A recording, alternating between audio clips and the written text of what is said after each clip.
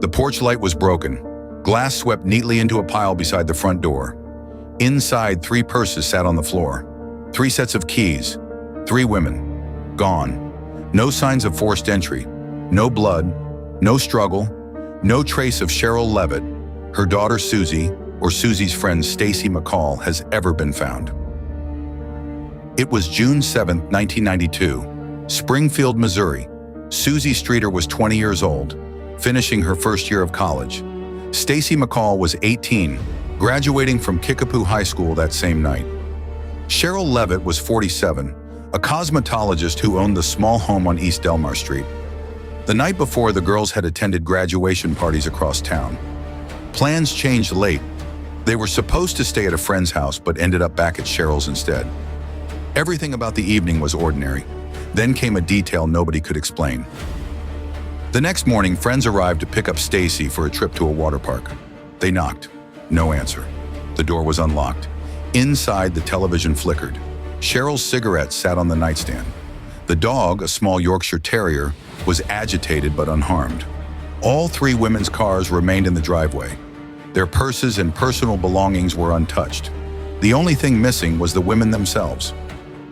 Friends assumed they had simply gone out for breakfast. Hours passed before anyone called police. By then, the crime scene had been contaminated. Multiple people had walked through the house. Someone had even cleaned and replaced the answering machine tape, erasing a message that an early visitor described as obscene and threatening.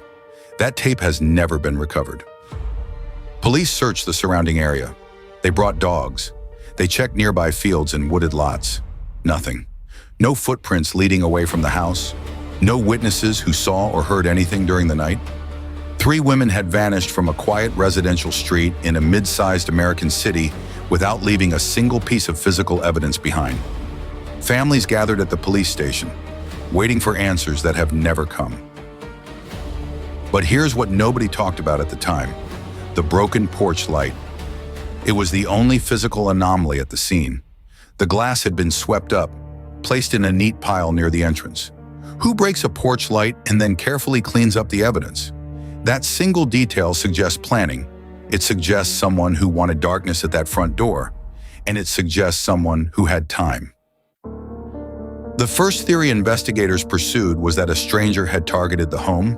A man named Robert Craig Cox, a convicted kidnapper living in Springfield at the time, told associates he knew the women would never be found. Cox had a history of violence against women and was later convicted of an unrelated murder. He has never been charged in this case. But there was a problem. Cox has never provided a single verifiable detail about the disappearance. A second theory centered on a local gravedigger named Larry Dwayne Hall. Hall was convicted of abducting and murdering a young woman in Illinois and confessed to multiple other kidnappings across the Midwest. His travel patterns placed him in the Springfield area around June 1992. And yet, Hall's known method involved stalking solitary victims in rural areas. 3 women taken simultaneously from an urban home did not match his pattern. Others pointed to drug connections. A massive methamphetamine operation ran through the Ozarks in the early 1990s. Some investigators suggested Suzie Streeter may have had peripheral contact with individuals in that network. The theory was never substantiated with direct evidence, but it offered one explanation for why bodies might be so effectively hidden. And then came something nobody expected. In 2007, Springfield police authorized ground-penetrating radar at a hospital parking garage that had been constructed shortly after the disappearance. The scan returned anomalies consistent with disturbed earth beneath the concrete. Authorities ultimately determined the readings were inconclusive. The garage was never excavated. The decision remains controversial. What this unsolved disappearance reveals is something difficult to accept. 3 people can vanish from their own home in a populated neighborhood, and 30 years of investigation by local, state, and federal agencies can produce no definitive answer.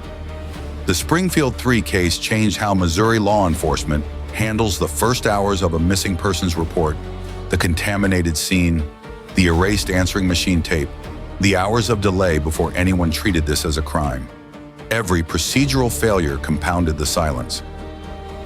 We have better forensic tools now than existed in 1992.